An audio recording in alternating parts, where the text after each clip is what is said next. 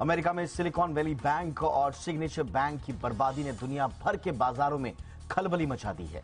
इसने 2008 में Lehman brothers के संकट के बाद की खौफनाक यादों को एक बार फिर से ताजा कर दिया है। स्टार्टअप वर्ल्ड और शेयर बाजारों में बेचैनी साफ दिख रही है। हमारे देश में भी स्टार्टअप्स पर इसका असर पड़ सकता है, ऐसी आशंका जाहिर की जा रही है, लेकिन ये आशंका कितनी सही है? इससे निपटने के लिए अमेरिकी सरकार जो एक्शन दिखा रही है, क्या उससे कुछ पॉजिटिव असर हो पाएगा? इस शो में करेंगे इस पर चर्चा।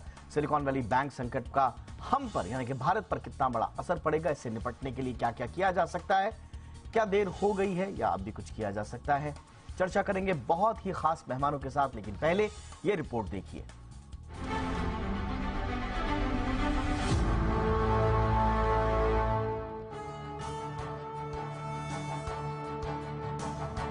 सबके मन में यही सवाल है कि आखिर सिलिकॉन वैली बैंक डूबा कैसे। तो चलिए हम सिलसिलेवार ये कहानी आपको सुना देते हैं। दरअसल कोरोना के बाद सिलिकॉन वैली बैंक में डिपॉजिट बहुत ज्यादा बढ़ गए थे। इसका अंदाजा इसी बात से लगा सकते हैं कि 2020 के जो डिपॉजिट $60 अरब था, वो 2022 में बढ़कर $170 अरब का हो गया। बैंक ने भी बहुत सेफ फैसला लेते हुए डिपॉजिट को यूएस बॉन्ड, कॉर्पोरेट बॉन्ड और मॉर्गेज बेस्ड सिक्योरिटीज में निवेश किया, मगर ये फैसला ही मौजूदा दौर में गलत साबित हो गया। महंगाई से निपटने के लिए अमेरिकी फेडरल रिजर्व लगातार ब्याज दरें बढ़ाता गया।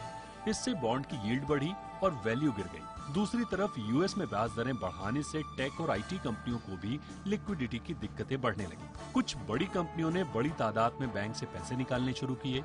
लिक्विडिटी के इस दबाव से निपटने के लिए बैंक ने $21 अरब के बॉन्ड डिस्काउंट में बेचे, मगर इसमें बैंक को $2.25 अरब का घाटा हो गया। इस $1 अरब 80 करोड़ के घाटे की भरपाई के लिए बैंक ने $2.25 अरब के शेयर बेचने का फैसला किया, मगर इस बीच बैंक को लिक्विडिटी की दिक्कत हुई और उसे भारी घाटा हुआ। ये खबर बाजार में फैल गई। घाटे और लिक्विडिटी की किल्लत की खबरों से ग्राहकों में हड़कंप मच गया।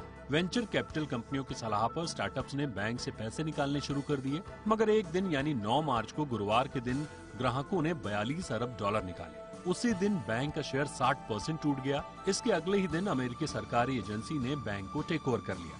हालांकि अमेरिकी सरकार ने सभी डिपॉजिटर्स को भरोसा दिया है कि उनके पैसे सुरक्षित हैं, पैसे निकालने में उन्हें कोई दिक्कत नहीं होगी। यही नहीं, एसवीबी के लिए खरीदार की तलाश भी शुरू हो गई है। इस बीच बैंक के ब्रिटेन सब्सिडरी को एचएसबीसी ने महज £1 यानी ₹99 में खरीद लिया। हमारे लिए भी इसे लेकर कुछ चिंता है।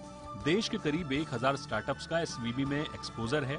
हालांकि 2011 के बाद इसने भारत में कोई बड़ा निवेश नहीं किया है, मगर ACCEL, सेक्वाया, सॉफ्ट बैंक से फंडिंग वाले कई स्टार्टअप्स का एसवीबी में डिपॉजिट है। एसवीबी ने सीधे करीब 21 भारतीय स्टार्टअप में निवेश किया हुआ है। हमारी सरकार भी इस संकट से निपटने के लिए एक्शन मोड में है। आईटी मंत्री राजीव चंद्रशेखर स्टार्टअप से मुलाकात कर रहे हैं। पहले से मंदी की आशंका से जूझ रही अर्थव्यवस्थाओं में एसवीबी संकट तनाव तो बढ़ाएगा ही, साथ ही स्टार्टअप्स इकोसिस्टम को भी इससे झटका लगेगा। स्टार्टअप्स पिछले कुछ सालों में सबसे बड़े एम्प्लॉयर बनकर उभरे हैं। ऐसे में इन पर संकट आम आदमी के लिए बड़ा संकट बन सकता है। ब्यूरो रिपोर्ट, जी मीडिया।